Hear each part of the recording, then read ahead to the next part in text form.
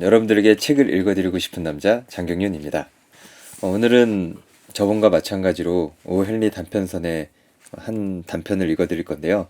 경찰관과 찬송가라는 제목으로 여러분들에게 읽어드릴 텐데, 이걸 읽으면서 느낀 거는 인생은 참 아이러니하다는 걸 많이 느꼈습니다.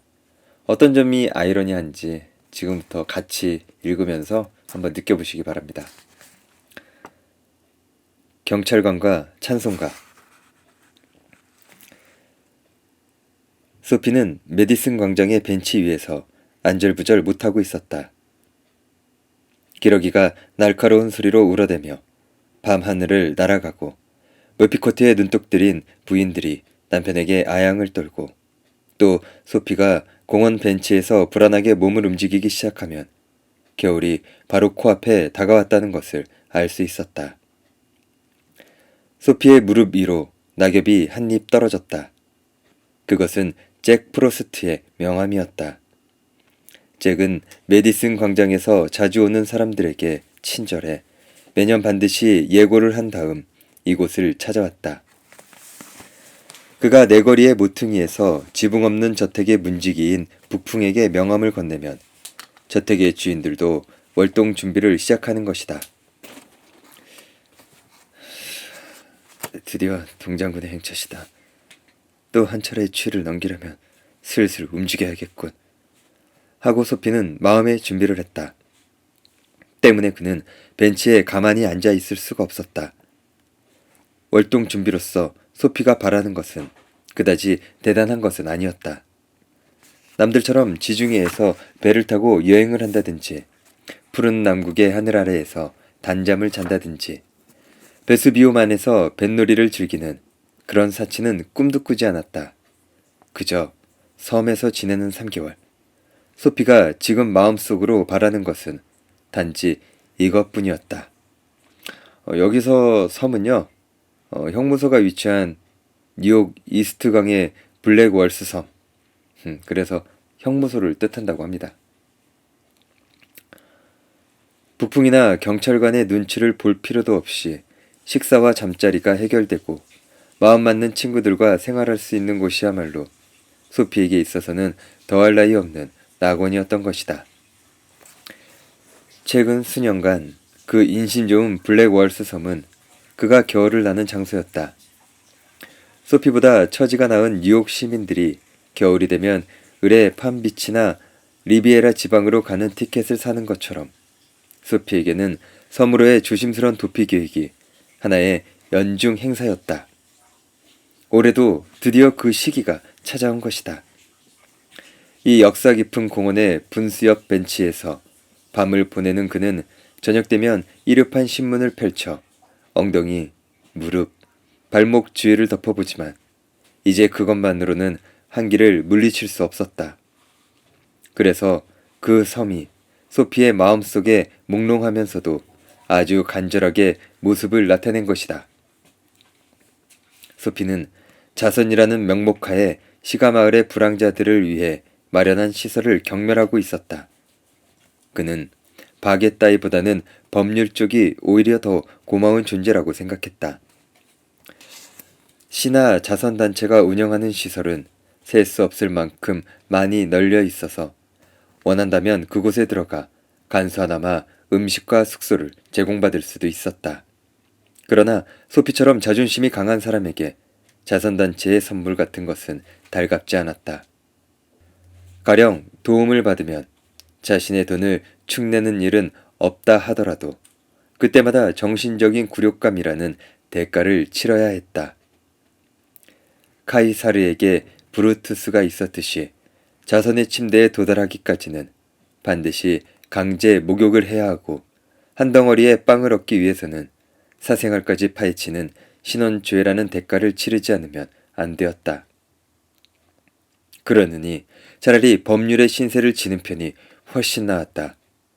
법률이 규칙덩어리기는 하지만 신사의 사생활에까지 손을 뻗는 부당한 간섭은 하지 않기 때문이다. 소피는 섬으로 갈 결심이 서자 그 소원을 달성하기 위해 즉각 행동에 착수했다. 소원 성취를 하기 위해서는 간단한 방법이 얼마든지 있는데 그중 가장 우아한 방법은 어딘가 고급 음식점에서 비싼 요리를 시켜 먹는 것이다. 그리고 나서 점잖게 빈털터리임을 고백하고 그대로 얌전히 경찰관의 손에 넘겨지는 일이다. 다음은 친절한 판사가 다 알아서 해준다. 소피는 벤치에서 일어나 공원을 빠져나와 브로드웨이와 5번가가 만나는 아스팔트 위를 걸었다.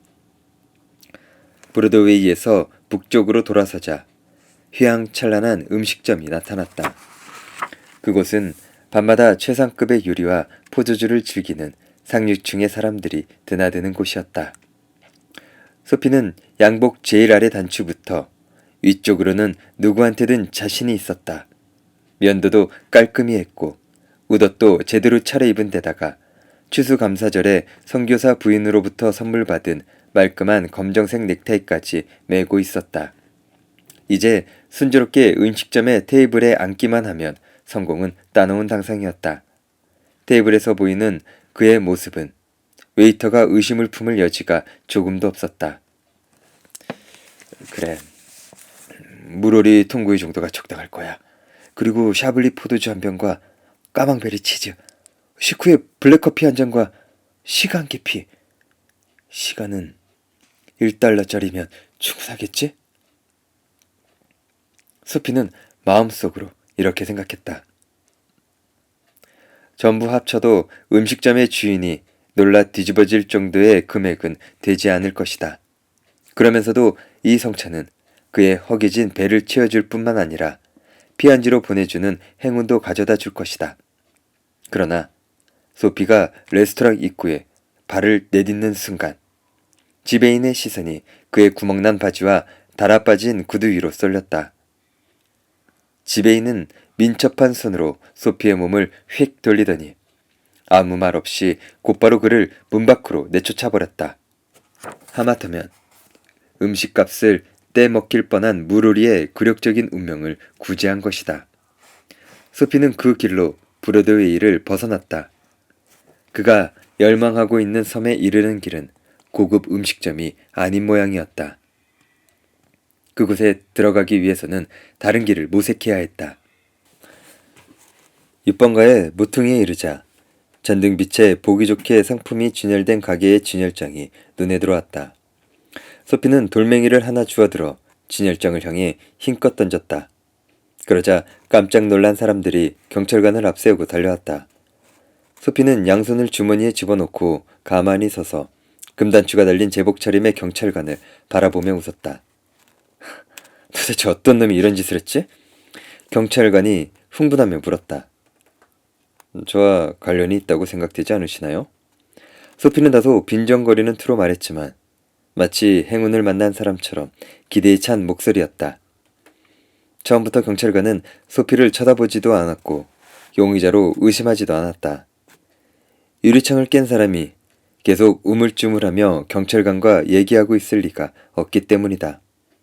범인이라면 벌써 재빨리 도망쳐 버렸을 것이다.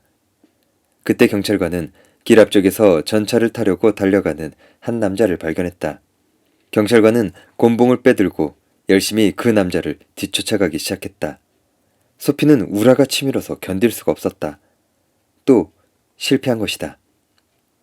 조금 걷다 보니 길 건너편에 그리 비싸지 않을 듯한 음식점이 하나 보였다. 그곳은 왕성한 식욕을 가졌지만 주머니 사정이 그리 여의치 않는 사람들에게는 안성맞춤인 곳이었다.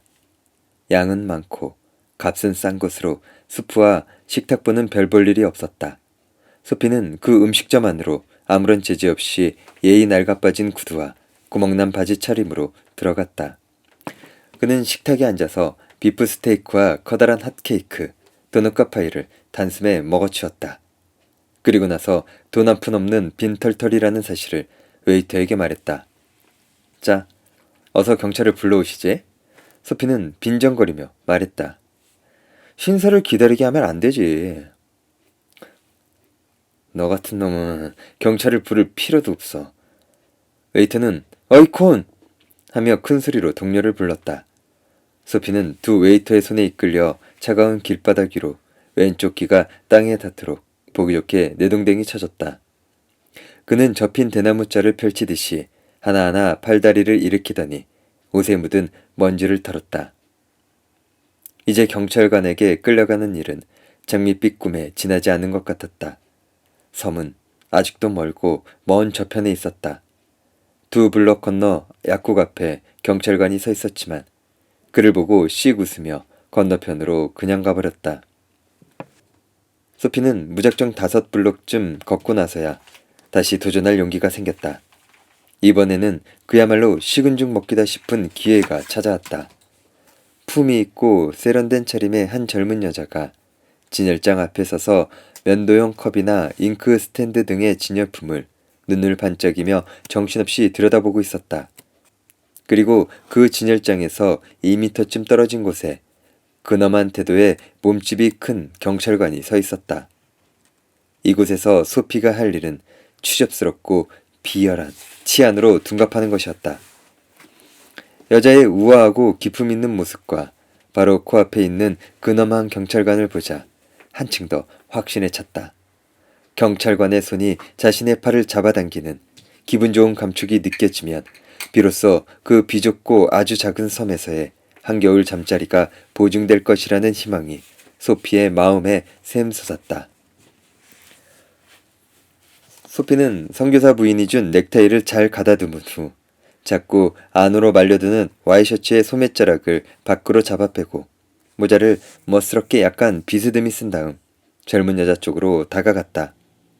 그리고 그녀에게 열심히 추파를 던지면서 헛기침도 해보고 미소를 띄우기도 하고 심지어는 미친 사람처럼 희죽희죽 웃기까지 하면서 치안들이 하는 뻔뻔하고 비열한 행동들을 닥치는 대로 다 동원했다.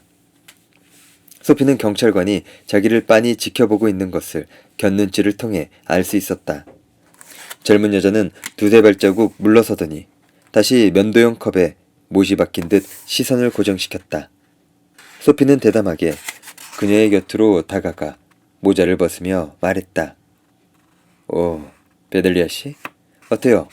우리 집에 놀러 가지 않겠어요? 경찰관은 여전히 지켜보고만 있었다. 공경에 빠진 이 젊은 여자가 수신호를 보내기만 하면 되는 것이다. 그렇게 하면 소피는 바로 그 길로 목적하는 섬, 피난처의 길로 들어서게 되는 것이다. 벌써 그의 마음속에는 이미 교도소의 따뜻하고 기분 좋은 흥기가 스며오는 듯한 느낌이 들었다. 그런데 젊은 여자는 소피를 마주보고 한쪽 팔을 뻗더니 그의 소매자락을 잡으며 기쁜 듯이 말했다. 좋아요, 마이크. 맥주 한 잔 사준다면 말이죠. 진작부터 말을 걸고 싶었지만 경찰관이 쳐다보고 있어서요. 떡갈나무에 착 달라붙은 담쟁이 덩굴로 돌변한 젊은 여자에게 붙잡힌 소피는 완전히 기가 꺾여 경찰관 옆을 지나갔다. 그는 아무래도 체포될 수 없는 운명인 것 같았다. 첫 번째 모퉁이를 돌자 그는 여자를 뿌리치고 달아났다. 그리고 발길을 멈추었다. 그곳은 밤이 되면 들뜬 기분과 연인들의 사랑의 맹세와 쾌활한 노랫소리로 가득 차는 곳이었다. 모피를 입은 여자나 멋진 코트 차림의 남자들이 추운 겨울의 거리를 씩씩하게 오가고 있었다. 그때 갑작스러운 공포감이 소피를 언습했다. 자신이 무언가 끔찍한 마법에 걸려 깜빵 신세의 면역이 되어버린 것이 아닌가 하는 그런 느낌이 들었다. 소피는 약간 초조해지기 시작했다. 그때 극장 앞에서 거드럼을 피우며 배회하고 있는 경찰관이 눈에 띄었다. 소피는 지푸라기라도 잡는 심정으로 풍기문란 행위라도 할 작정이었다. 그는 길거리에서 목이 터져라 쉰 목소리로 외쳐대며 술 주정뱅이처럼 횡설수설하기 시작했다. 춤도 추고 고래고래 소리를 지르면서 주위의 시선은 아랑곳하지 않고 온갖 추태를 부리면서 소란을 피웠다. 그러자 경찰관이 소피에게 등을 돌린 채 곤봉을 빙글빙글 돌리면서 지나가는 사람들에게 말했다. 저 사람은 예일대학의 학생인데 하트퍼드 대학을 이겨서 저렇게 축배를 들고 있는 겁니다. 시끄럽지만 별로 해는 없으니까 내버려 두라는 지시를 받았지요. 소피는 결국 참담한 심정으로 허무한 난동을 끝냈다. 경찰관은 영원히 자신을 잡아들이지 않을 것인가. 그에게 섬은 결국 도달할 수 없는 이상향일지 모른다는 생각이 들었다. 그는 살을 애는 찬바람을 막기 위해 얇은 웃옷의 단추를 단단히 채웠다. 한참 동안 걷다가 담배가게가 있어 들여다봤더니 잘 차려입은 남자가 가게에 매달아 놓은 불로 시가에 불을 붙이고 있었다. 입구의 문 쪽에 그 남자의 비단 우산이 놓여 있었다. 소피는 가게 안으로 들어가 그 우산을 집어들고는 유유히 밖으로 걸어 나왔다. 담배에 불을 붙이고 있던 남자가 허둥지둥 뒤쫓아오며 말했다. 그건 내 우산이오. 허허, 그래? 소피는 절도죄에 상대를 모욕한 모욕죄까지 덧붙이려는 듯 말했다. 자, 어서 경찰을 부르지 그래. 내가 당신 우산을 훔쳤는데 어째서 경찰을 부르지 않는 거야? 왜? 저 모퉁이에 경찰이 서 있잖아. 그러자 우산 주인은 걸음을 늦추었다. 소피는 순간 행운의 여신이 또다시 자신에게서 멀리 사라지는 것을 느꼈다. 경찰관은 두 사람에게 수상쩍은 시선을 던지고 있었다. 우산 주인이 더듬거리며 말했다. 저기, 그러니까 이런 착각은 흔히 일어나는 것인데 만약 이것이 당신의 우산이라면 실례를 용서해 주십시오. 실은 오늘 아침에 어떤 음식점에서 우연히 손에 넣은 것인데 저기 만약 당신 우산이 틀림없다면 부디 용서해 주시기를.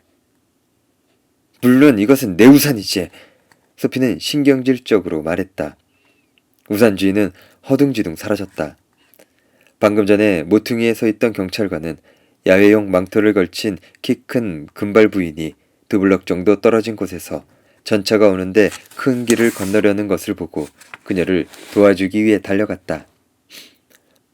소피는 도로공사에 파헤쳐진 길을 따라 걸었다. 그는 화가 치밀어서 우산을 공사용으로 파놓은 웅덩이 속에 던져버렸다. 그리고 헬멧을 쓰고 곤봉을 휘두르는 경찰관을 보며 투덜거렸다. 이윽고 소피는 깜빡이는 불빛도 자동차의 소음도 들리지 않는 어렴풋한 동쪽으로 향하는 큰 길에 다다랐다.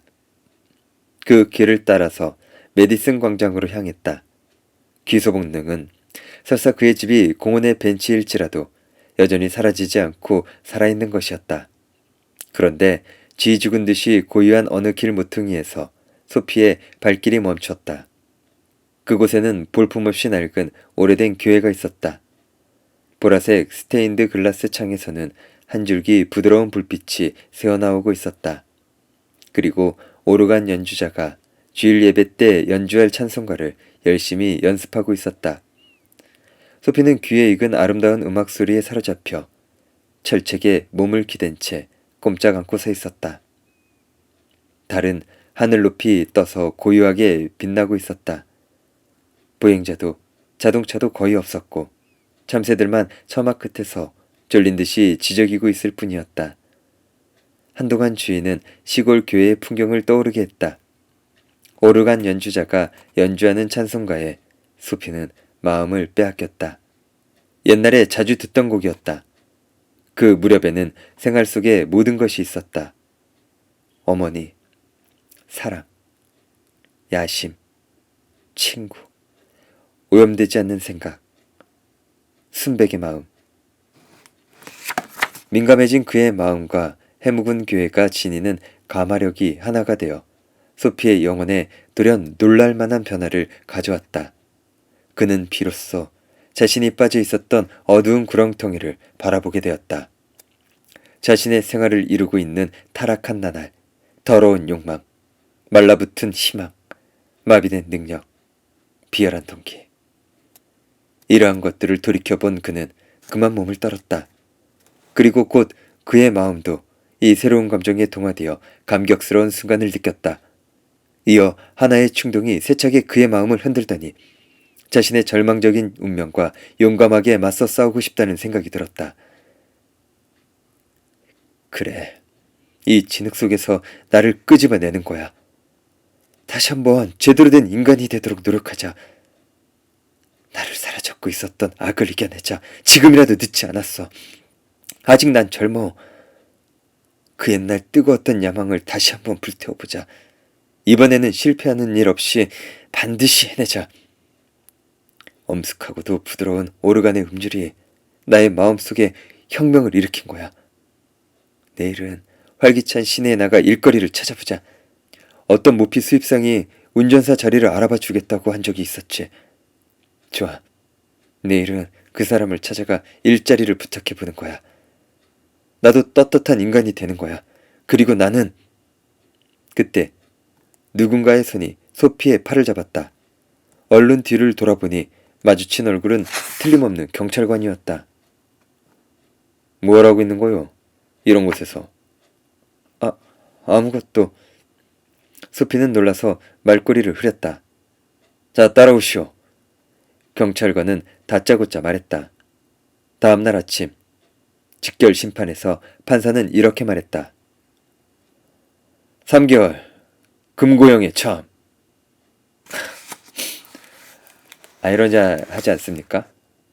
그렇게 섬에 가고 싶어서 노력을 했을 때는 아무도 그곳에 데려다 주지 않았는데 섬에 가지 않고 이제 사람처럼 희망을 안고 새롭게 살려고 하는 그 순간 그 희망을 앗아가는 사람이 생겼다는 거. 인생은 정말 아이러니한 것 같습니다. 이러한 아이러니한 삶에서 살고 있는 여러분들도 오늘 하루 힘내세요. 지금까지 장경윤이었습니다. 감사합니다.